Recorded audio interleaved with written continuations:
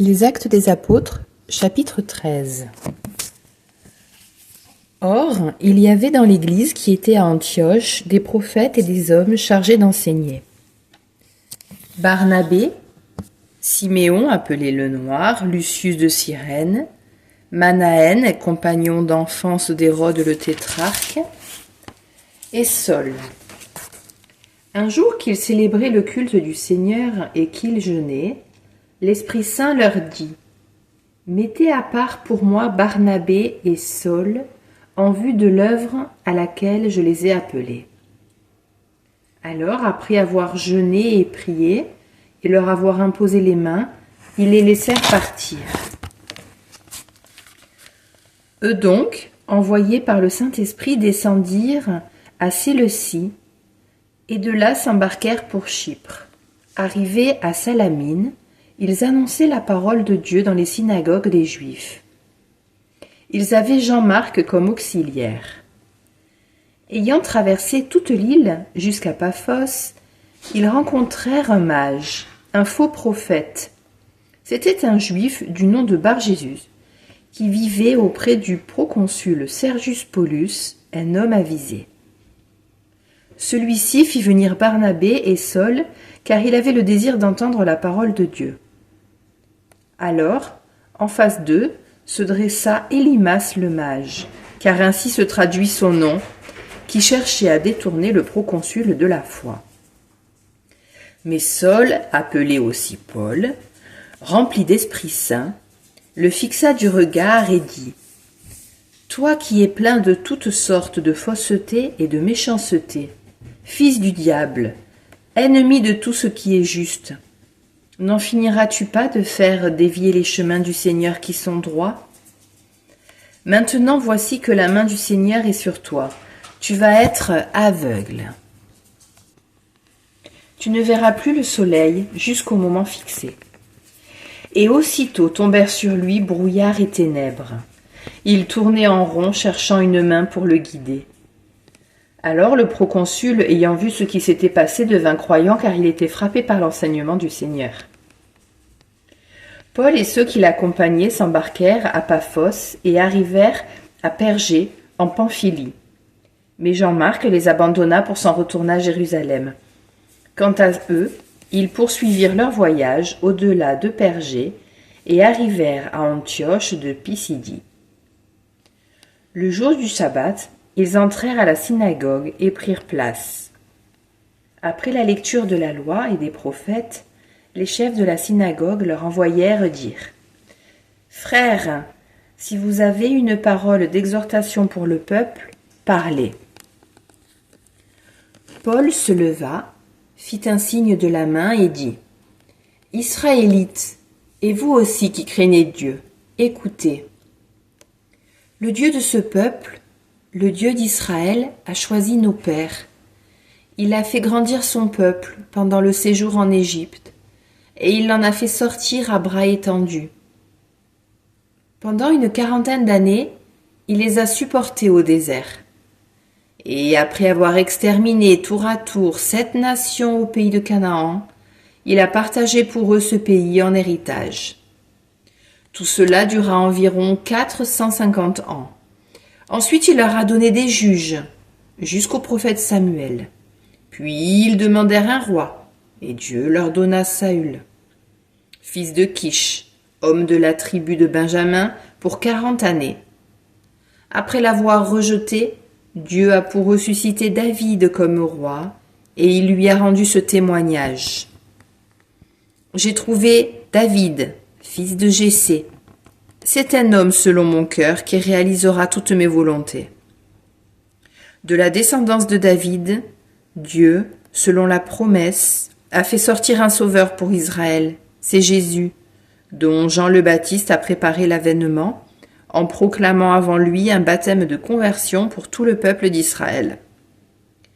Au moment d'achever sa course, Jean disait : « Ce que vous pensez que je suis, je ne le suis pas. Mais le voici qui vient après moi, et je ne suis pas digne de retirer les sandales de ses pieds. Vous, frères, les fils de la lignée d'Abraham, et ceux parmi vous qui craignent Dieu, C'est à nous que la parole du salut a été envoyée.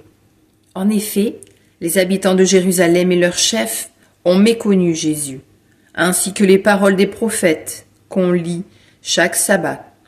Or, en le jugeant, ils les ont accomplis. Sans avoir trouvé en lui aucun motif de condamnation à mort, ils ont demandé à Pilate qu'il soit supprimé. Et après avoir accompli tout ce qui était écrit de lui, ils l'ont descendu du bois de la croix et mis au tombeau. Mais Dieu l'a ressuscité d'entre les morts. Il est apparu pendant bien des jours à ceux qui étaient montés avec lui de Galilée à Jérusalem et qui sont maintenant ses témoins devant le peuple. Et nous vous annonçons cette bonne nouvelle, la promesse faite à nos pères. Dieu l'a pleinement accomplie pour nous, leurs enfants, en ressuscitant Jésus, comme il est écrit au psaume 2. « Tu es mon fils, moi, aujourd'hui, je t'ai engendré. » De fait, Dieu l'a ressuscité des morts, sans plus de retour à la condition périssable, comme il l'avait déclaré en disant « Je vous donnerai les réalités saintes promises à David, celles qui sont dignes de foi. » C'est pourquoi celui-ci dit dans un autre psaume « Tu donneras à ton fidèle de ne pas voir la corruption. » En effet, David, après avoir pour sa génération servi le dessein de Dieu, s'endormit dans la mort, fut déposé auprès de ses pères, et il a vu la corruption. Mais celui que Dieu a ressuscité n'a pas vu la corruption. Sachez-le donc, frères, grâce à Jésus, le pardon des péchés vous est annoncé. Alors que par la loi de Moïse, vous ne pouvez pas être délivrés de vos péchés, ni devenir juste. Par Jésus, tout homme qui croit devient juste. Prenez donc garde de ne pas être atteint par ce qui a été dit dans les prophètes. Vous les arrogants, regardez, soyez dans la stupeur, disparaissez, car je fais une œuvre en votre temps, une œuvre à laquelle vous ne croiriez pas si on vous la racontait. À leur sortie de la synagogue, les gens les invitaient à leur parler encore de tout cela le prochain Shabbat. Une fois l'assemblée dispersée, beaucoup de Juifs et de convertis qui adorent le Dieu unique les suivirent. Paul et Barnabé, parlant avec eux, les encourageaient à rester attachés à la grâce de Dieu.